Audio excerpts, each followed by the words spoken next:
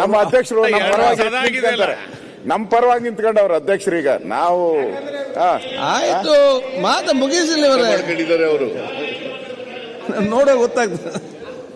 ಆಯ್ತು, ಅಭಿನಂದನೆ ಸಲ್ಲಿಸ್ತಾರೆ ಅವ್ರೀಗ ಕೂತ್ಕೊಳ್ಳಿ. ನೀವು ಬರೆದ ಪತ್ರಕ್ಕೂ ಕಿಮ್ಮತ್ತಿಲ್ಲ ಸರ್ಕಾರದಲ್ಲಿ. ಆಯ್ತು, ಇಟ್ಟು ತಪ್ಪಾಗ್ಯಾವು, ಮರುಪರೀಕ್ಷೆ ಮಾಡಂದ್ರೆ ಅವ್ರ ತಯಾರಿ ಸಮಯ ನೋಡಿ. ನಿನ್ನೆಯಿಂದಲೇ 8 ಗಂಟೆ ಸಮಯ ನಮಗೆ ಕಳೀತಾ ಆಗಿದೆ ಈ ಧರಣಿಯಿಂದ.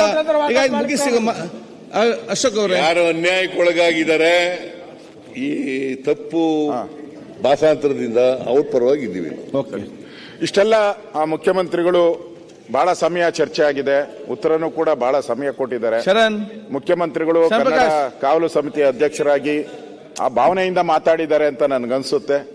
ನನಗೆ ನಾವೆಲ್ಲರದು ಡಿಮ್ಯಾಂಡ್ ಇದ್ದಿದ್ದು ಇದು UPSC ತರ ಆಗ್ಬೇಕು ಅಂತ ಹೇಳಿದ್ರಿ, ಒಪ್ಕೊಂಡಿದ್ದಾರೆ UPSC. ಮತ್ತು ಯಾರು ಮಾಡಲಿಕ್ಕೆ ಪ್ರಾಮಾಣಿಕ ಪ್ರಯತ್ನ ಮಾಡ್ತೀವಿ, ಅಲ್ಲಿ ಏನಿದೆ ಅಲ್ಲಿ ಮಾಡ್ತೀನಿ ಅಂತ ಹೇಳಿದ್ದಾರೆ.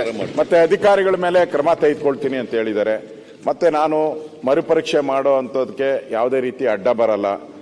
ಕೋರ್ಟಲ್ಲಿ KITಯಲ್ಲಿ ಇರೋದ್ರಿಂದ ನಾನು ಯೋಚನೆ ಮಾಡ್ತಾ ಇದ್ದೀನಿ ಅನ್ನೋದು ಮಾತನ್ನು ಹೇಳಿದ್ದಾರೆ. ಅಂದ್ರೆ ನಮ್ಮ ಉದ್ದೇಶ ಇದ್ದಿದ್ದು ಈ KPSCಗೆ ಕರ್ಮಕಾಂಡಕ್ಕೆ ಒಂದು ಅಂತ್ಯ ಆಡಬೇಕು, ಇದು ರೋಗಗ್ರಸ್ತ ಸಂಸ್ಥೆ ಅಂತ ಹೇಳಿದ್ರಿ, ಅದನ್ನು ಒಪ್ಕೊಂಡಿದ್ದಾರೆ ಅವರು. ಇದು ರೋಗ ಆಗಿದೆ, ಇದು ರೋಗಕ್ಕೆ ಮದ್ದು ಕೊಡೋಣ ಅಂತಾನು ಒಪ್ಕೊಂಡಿದ್ದಾರೆ.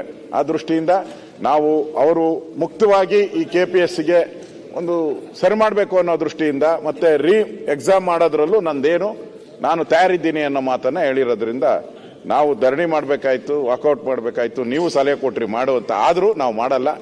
ನಂಬಿಕೆ ಇಟ್ಕೊಂಡಿದ್ದೀರಿ, ಅವರ ಭಾವನೆಗೆ ನಾವು ಸ್ಪಂದನೆ. ಈಗ ಒಂದು ಎಲ್ಲ ಸದಸ್ಯರಿಗೆ ಬಲ ಆಸಕ್ತಿಯಿಂದ ಕೇಳಿ. ಸದಸ್ಯರು ಮತ್ತು ಮಂತ್ರಿಗಳು ನಿನ್ನೆ ಮಧ್ಯಾಹ್ನದಿಂದ ಇವತ್ತು